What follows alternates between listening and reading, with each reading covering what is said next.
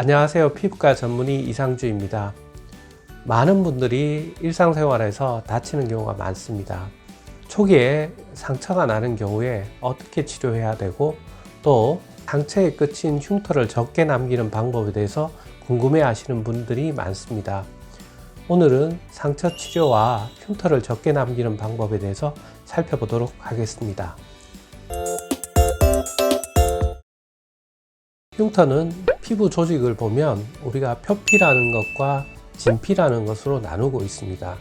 표피는 상처를 입더라도 흉터가 남는 경우는 거의 없습니다. 하지만 진피의 상층부를 넘어서 상처를 입게 되는 경우에는 흉터를 남기게 됩니다. 이와 같이 상처가 흉터를 만들게 됩니다.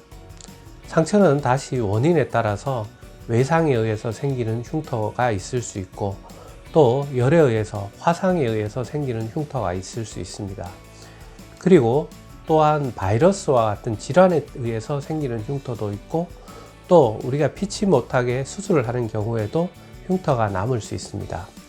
이와 같이 피부에 손상이 가는 경우에는 모든 것이 흉터로 이어질 수 있습니다.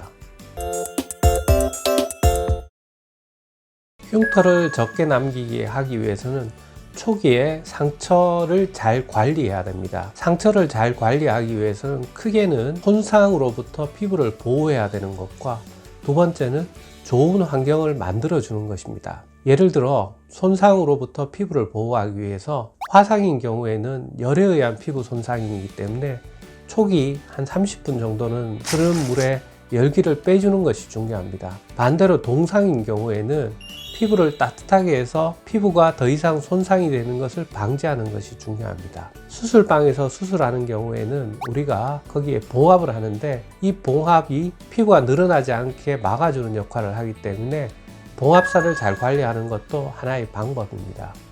바이러스에 의해서 생기는 경우에는 초기에 바이러스를 빨리 죽이는 약을 사용하는 것이 피부에 상처를 빨리 아물게 하고 흉터를 적게 남기게 하는 것입니다. 두 번째로 피부에 상처가 잘 아물 수 있는 환경을 만드는 것이 중요합니다.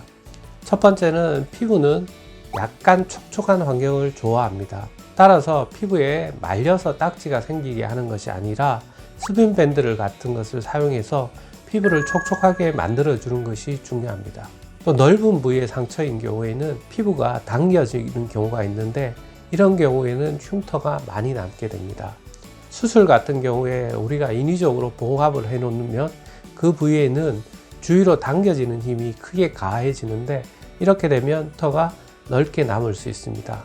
따라서 그 부위의 장력을 줄이기 위해 최근에는 보톡스를 주사하거나 아니면 위에 탄력이 있는 테이프를 붙이는 방법도 사용하고 있습니다. 그것도 중요하지만 좋은 환경을 유지하기 위해서는 몸 건강도 굉장히 중요합니다. 따라서 상처가 났을 때는 술, 담배를 금하시고 적절한 식사를 통해서 피부의 건강을 유지하는 것이 상처 회복을 위해서 매우 중요합니다. 상처는 크기와 깊이에 따라서 아무는 시기가 달라집니다.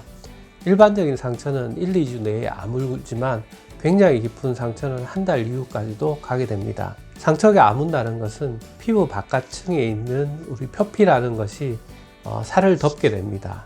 이러면 우리가 알 수 있는 것은 그 부위에 진물이 나오지 않는 것을 알 수 있습니다. 진물이 나오지 않는다면 일단 상처는 아물었다고 생각하면 되는데, 이러면 그 다음 단계인 초기 흉터 단계로 넘어가게 됩니다.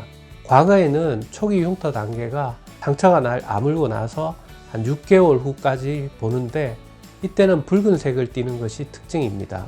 옛날에는 이 시기에 특별히 해줄 방법이 없기 때문에 기다리는 방법밖에는 없는 것으로 알려졌습니다. 하지만 1990년대 이후에 여러 가지 시도가 이루어졌고 다양한 지식이 쌓이면서 이 시기, 초기 흉터 시기에 치료를 해주는 것이 흉터가 남는 것을 예방하는데 큰 도움이 되는 것으로 알려져 있습니다.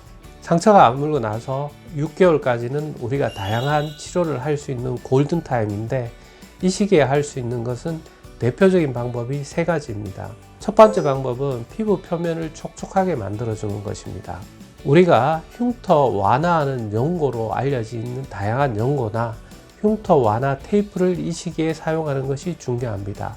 대표적인 제품이 실리콘 제품으로 스카케어나 시카케어 같은 제품이 있는데, 붉은 흉터 부위에 이것을 부착하면 붉은기도 빨리 빠지고 흉터도 적게 남는 데 도움이 됩니다. 두 번째로 할 수 있는 방법은 레이저 치료입니다. V빔 레이저와 같은 혈관 레이저는 흉터 부위에 과다하게 혈관이 생성되는 것을 막아서 흉터가 부풀어 오르는 것을 예방하고 뒤에 흰 흉터가 남는 것을 일정 부분 예방하는 효과가 있습니다. 세 번째 방법은 주사 치료입니다. 흉터 부위가 부풀어 오르는 경우에는 켈로이드나 비후성 반으로 갈 수 있기 때문에 이런 경우에는 적절한 간격으로 주사 치료가 필요하게 됩니다.